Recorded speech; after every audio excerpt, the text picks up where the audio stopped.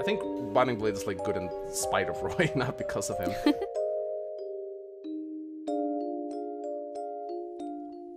Roy, the main character of Fire Emblem, the Binding Blade, or in some cases known as the worst lord in Fire Emblem.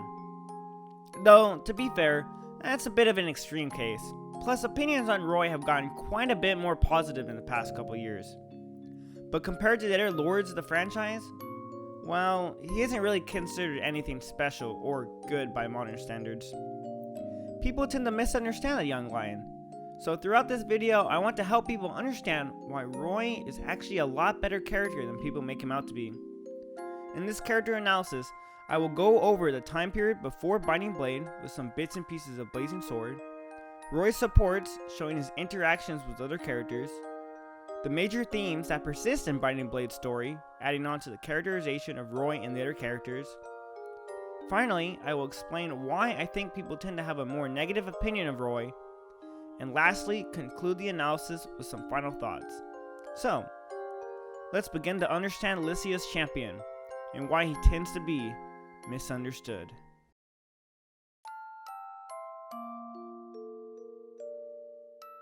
10 years before the events of Binding Blade, Eliwood and Hector, or at least a 10-year older version of the ones we met in Blazing Sword, meet up to discuss the events that had transpired in Bern involving Prince Zephiel and King Desmond. The events that transpired would end up being the catalyst for the events of Binding Blade, and this meeting would be the start of a strong friendship between Hector and Eliwood's children, that of Roy and Lilina. While Fire Emblem Blazing Sword came out after Binding Blade, I think it's important to look at how Roy interacts in this scene with Eliwood and Hector.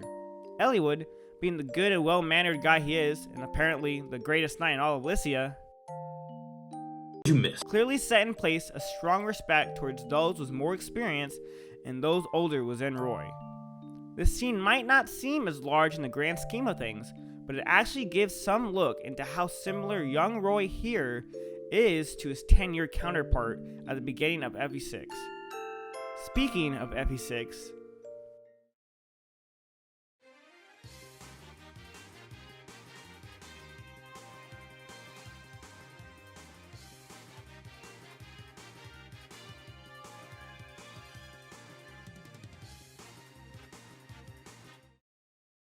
Fire Emblem, the Binding Blade is a game all about growth and betrayal. I'll get back to betrayal later, but the theme of growth is how the characters change over the course of the game, both mentally and physically. Now I'm sure you're probably thinking as you watch this video, oh, Fire Emblem characters grow physically, it's called leveling up and gain stats from growth rates. Well, in this case, by physically I'm actually talking about the physical characters in the animations instead of growth rates or level ups. Let's take a look at the animations shown in FE1, 2, 3, 4, and 5, both the base and advanced classes. You can see that not a lot changes between the classes in appearance or what happens during the attack. Sometimes this makes a bit of sense, for example Marth doesn't change classes at all, but a lot of the time the animations don't change, even if the appearance of the character does. Obviously, if they get a horse, then the animation will change a bit though. The point is definitely not a knock against those games. The GBA is a more powerful system, so it's a lot easier to show those changes. However, the animation in FE4 and FE5, for example, are very similar, and the style could have easily been replicated for FE6. And in some cases, almost was, as shown in a beta image where the color scheme was much more similar to FE5. So, why were the animations drastically changed and made more entertaining and unique? Well, I don't have an answer for that, but what I can tell you is the results of that change. For the first game was these animations, they are filled with characterization and vibrant visuals. You could look at any class and see the change in animation. But let's look at Roy specifically. In his base class animation, he has a weak looking poke. I'm not really sure how he hurts anyone with this, but he does. And in contrast, there's this great lord animation with the Binding Blade. The way Roy attacks is completely different now. It's no longer that weak poke, but now it's a confident slash, which occasionally catches on fire. So why is the way he attacked differently from the beginning of the game towards the end? Well, as I'm sure you guessed, it came from Roy's growth over the course of the game, both physically, as you see in the animation, but also mentally, which we see from his supports. Now, the first support we'll be looking at doesn't actually involve Roy physically. This is a support between Lycia and Cecilia. In the B support, Lycia asks Cecilia why she didn't teach magic to Roy, despite him always asking to learn it. Cecilia explains that Roy would have innocently practiced despite lacking a talent for it, and also explains that he would have always compared himself to Lycia, who he would have lagged far behind no matter how much he worked at it.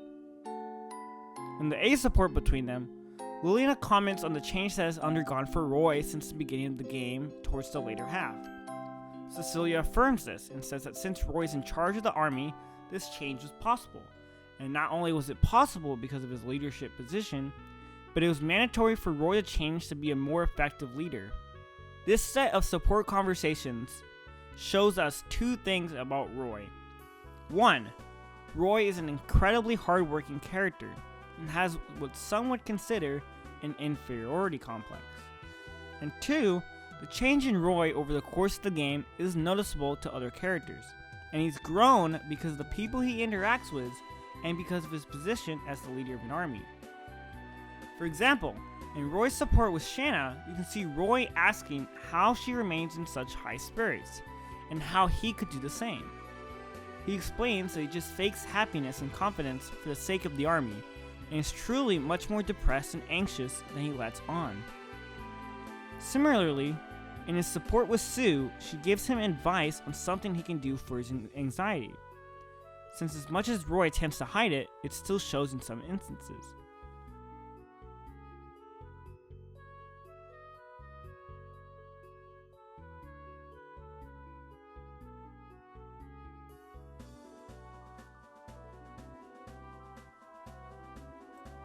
As a 15-year-old boy in charge of an army, this makes a lot of sense. He's in a position he never wanted or expected growing up. I mean, let's look at how he interacts with Hector in Chapter 3. You can tell that he wants Hector to survive and to lead. Roy believes that he's nowhere near ready to lead an army, and you see throughout the next couple chapters, he still has hope for someone else to step forward. In Roy's support with Walt, we see the change in relationship that has occurred between Roy and Walt after Roy had become the leader of the Foray army. Walt insists on adapting to the rules and treating Roy as the upper class, but Roy thinks the opposite, believing that the way they treat each other shouldn't be different than it was before. In the B support, Roy becomes increasingly frustrated with Walt, getting even angrier when Walt says that he wants to be a servant just as good as Marcus and Merlinius. Lastly, in the H support, Roy ends up talking to Walt about the issue he had with Walt's attitude, in a discreet way. Walt's attitude is probably pretty common with the people that Roy knows, and this is one of the reasons he doesn't want to lead an army or be in this position. It drives him away from people. And for Roy, this isolation only makes that anxiety and depression he's shown to have much worse. He already feels alone at his position, and Walt and the others with a similar attitude only make him feel more alone. Roy's support with Alan shows the calculating and perfectionist nature that Roy has. Looking at the C support, it starts with Roy thinking hard on how to move his troops in the perfect way, without putting anyone in danger, and being able to maximize offense. Roy ends up thinking so hard that Alan has to snap him out of it. In the B support, Alan comes up with a grand plan to find the enemy's weakness, to sacrifice himself and his squad, so everyone else can exploit the enemy's weakness when found. Roy instantly disagrees with this plan, and says that he doesn't consider a win with casualties a real victory, understanding that it might sound naive. This is pretty similar to how Marth tends to look at his battles. However, it's looked at much more in depth here. Looking back at the support with Lycia and Cecilia, it was shown that Roy is a hard worker who works until he masters, well, anything. Putting this into context of his battle plans, it makes perfect sense why Roy wouldn't consider a victory with casualties a real victory. Roy is a perfectionist, and while this obviously adds towards that anxiety and depression that is so enveloped within his character, it shows why Roy was thinking so hard in the C support, because he's trying his best to come up with a perfect plan.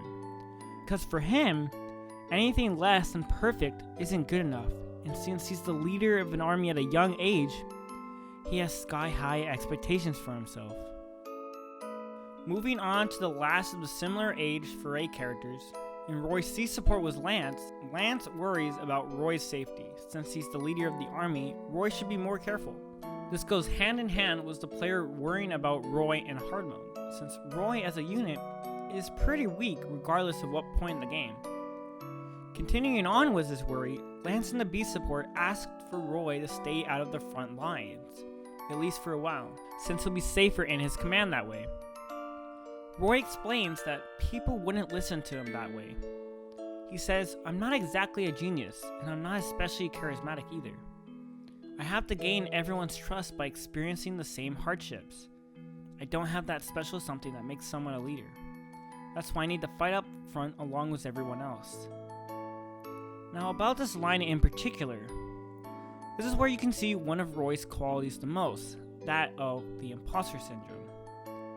As Rising Sunfish put it in The Bonding Blade, some of you have probably heard of imposter syndrome, or the mindset that you're somehow unequipped or unqualified for a position or job in comparison to people around you, or some abstract idea of that job.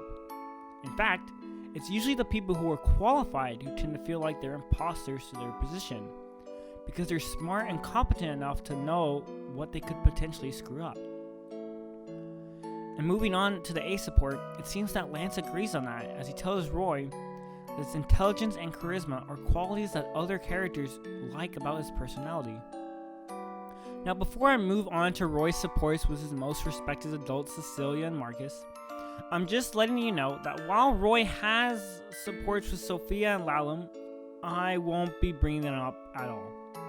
Sophia, for the reason that it doesn't add much to Roy, and Lalum, because the only thing about that support that adds anything is that Roy, as a young teenager, isn't really that comfortable with women coming onto him.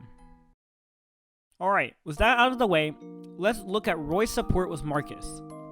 Looking at the C support, Marcus complains about all the young soldiers who need to work harder in his opinion, and goes off to show them by example how much work they still need to do. As he leaves to do this, he leaves Roy, who had said that he thinks that they are doing a fine job and questions if Marcus should be doing this because of his age. The relationship between Roy and Marcus here is very interesting. Marcus doesn't realize it, but when he critiques the young soldiers that way, Roy feels like he's also critiquing him, since he fits that same description. And when Roy tells Marcus to be careful at his age, it's a similar response to when those, and even himself, question why he's in the position of leader at his own age. In the B support, Marcus brings up the extreme idea of expelling those who are not up to his standards, only leaving the elite. Roy asks who would be the one deciding whether they were doing their job or not. He tells Marcus that what if these people are working hard when not being looked at? Roy explains to Marcus that everyone has a use and how not everyone is even being given an opportunity to show their full potential. This is very similar to how Cecilia put it in her support with Lycia. Marcus then states he was mistaken and compliments Roy on his thoughts on the matter. Roy then notes how it's odd hearing praise from Marcus, who usually scolds him. This line right here is that direct comparison to how Roy reacted the way he did to Marcus's critiques in the C support, and his plan in the B support. Roy is, or at least was, one of the people that Marcus is describing. And finally, the A support, Marcus begins talking to Roy about his thoughts on retiring. But before finishing, Roy tells him no, and that he must stay with him. Roy has clearly grown and gotten stronger mentally and physically, but even so, he's still a kid. Just because he doesn't rely on others for what they do as often in replace of his own abilities, he still needs Marcus and the others as a, support. Marcus is someone Roy's known since childhood, and is one of his closest friends. Losing him would increase that isolation that he already experiences being a leader, similar to how he felt with Walt. Now, on to Cecilia, Roy's other adult role model. In the C support, Cecilia asks Roy where she should move next in the battle.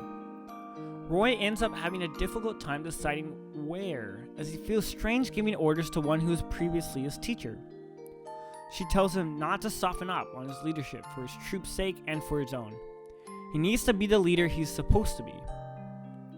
In the B support, Cecilia worries about Roy expending his energy. He explains that they must keep moving quickly so they can help as many people as possible.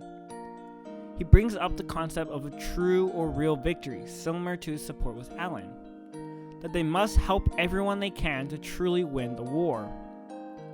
After saying this, Roy's a bit worried about what Cecilia is thinking and whether she has negative opinions on what he had just said. Instead of being angry, she's proud of the growth Roy has made to be a leader. Roy's supports with Marcus and Cecilia contrast strongly with each other. With Marcus, Roy acts as the leader he's meant to be and thinks strategically about the situation presented by Marcus. And while Roy disagrees, he still needs him as support. With Cecilia, on the other hand, Roy isn't sure how to act as a leader when his decisions involve her, as he still thinks strongly on his relationship with her when he was a student. In the B support, he has since shown growth to where he can function on his own and doesn't entirely need her approval for his decision like in the C support. Roy's relationship with his adult role models has changed from being a student who is in need of teaching to being equals, even if Roy still needs them for support, which makes a lot of sense for a young 15-year-old kid. And now finally, we get to the end of Roy's mental growth as a character, with his support with Lilina. Roy previously relied very heavily on Lilina when they were younger, as previously discussed.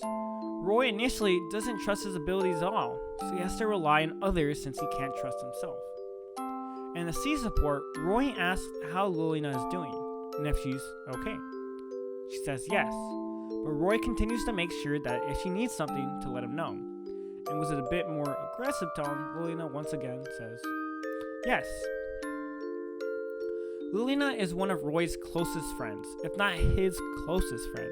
He cares about her a lot, and his anxiety tends to peak with her, as shown from the first cutscene involving Roy in the game, and this one. He wants to make sure she's okay above all else. In the B support, Roy catches Lilina spacing out, and once he realizes this, Roy also warns her that she could get killed. However, once she tells him that she's sorry for spacing out, he immediately asks what's wrong. She looks back at how far they've come, and comes to an understanding that there's no way those times could ever come back. Lastly, the A support, Lilina apologizes to Roy for spacing out and tells him that she understands that those times won't come back.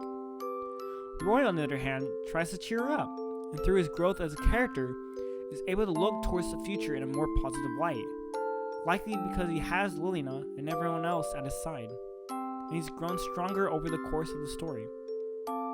He no longer doubts his abilities to the same extent that he did in the beginning. His charisma and confidence that he mentioned in the support with Lance are now something he actually believes in. And because he finally believes in himself, he's able to look toward the future and be confident that he can reach it with all the work he's done towards it. The people who grow in Binding Blade tend to be most of the playable cast, and those that stick to their ideals and their beliefs without giving themselves a chance or an opportunity to attempt or adapt are shown as the villains. Like with Zephiel, for example, he doesn't change or grow throughout the story. He's a static character, and he's meant to be. He doesn't change nor wants to change, and that makes him a great villain for Roy. They're opposites. This also makes Idun much more interesting, because at first glance, she seems like a villain as well, but she doesn't have control over herself. And when the epilogue occurs, and she does finally have control over herself, you can see her progress and change for the better. And that is just part of the theme of growth that portrays itself in Binding Blade. So, now that we've gone through all of that for Roy and his character, why is he misunderstood? Roy is a character that is held back by how supports are presented to the player. Not only does FE6 not have a support library, but it also takes a long time to unlock the support in the first place, unless you are specifically trying to level up supports. Supports are also not really brought to light in an average playthrough through the game. The only way you would find out that supports even exist in the game is through accident, or most likely when Roy and Lillian get a C support in Chapter 8 due to the high starting level from the get-go. Most people are not interested in reading the full support of characters outside of the game, so when a lot of character development is locked behind a mechanic that isn't really explicitly stated, most people are not going to get to know these characters, which is honestly a shame. There are also issues with the original translation of FE6 that the next version fixes, and while that may have an impact on people's perspective of FE6, I'll give it the benefit of the doubt. One of the main issues people have with Roy specifically is that as a unit, he is terrible. Low base stats and movement really keep Roy down as a unit, and not liking Roy or thinking he's not optimal for gameplay is perfectly fine. It's honestly something that should be done. But saying Roy is a worse character personality-wise because of it, I don't know, but maybe that's just me. I mean, don't get me wrong, as a unit compared to others in the game and many other Fire Emblem games, he's bad in that way. But that's the point. Roy was specifically designed to be a bad unit. It makes perfect sense for his character to be weak at the start, even at the end of the game to still be weak. There's a reason that the Binding Blade is so broken. It lets Roy 2-hit KO the final boss without gaining a single stat upon leveling up. It's only the class change bonuses being needed. Roy is meant to be a weak unit, and eventually he grows into a much more competent unit. At least as competent as a low base stats, non-mana unit can be. But that doesn't mean the character or the game is worse because of it. You don't have to use him if you don't want to. That's a pitfall. Thanks, Micah. Why do all the characters need to be good? For me personally, that just takes away from the game. Why would you take characterization through stats, growth rates, classes, and animations away from Fire Emblem, just so every unit could be good? Every character in Fire Emblem has their qualities. And yes, even Byleth, for those that watched my previous analysis video. There isn't one best character, since it's all subjective. It's just the same as the games themselves. There is no objective best Fire Emblem game, except FE5. Only favorites because again, it's subjective. Liking and disliking a character or game is absolutely fine for whatever reason. If anything, that makes things more interesting when talking about a game or character through discussion. And that's awesome. And then, I hope I did Roy justice in this video. And I want to give some shoutouts to Crash Boom Bang, Rising Sunfish, and everyone else who worked on the Binding Blade on Reddit. To Mangs and his character spotlight videos, to Gas and his support sciences, to JAIK and his analytical videos, to Mecha and BizQuickMix, I hope I pronounced that right as well, in general, and to my close friends who've been really supportive of me in making these videos. Without any of them, I would not have been inspired to do this video at all, and I have nothing but thanks to them. I have nothing but thanks to that deleted user from the very beginning of this video as well. I don't know who you are, but I'm glad you said something, to be honest. But last but not least, thank you for watching. And just as a little teaser, it won't be my next video, which I plan to do a different type of video than more analysis stuff, and not the entertainment thing I tried to do. But just to keep you guys waiting, the next character analysis will be on Edelgard from 3 Houses. So see you next time.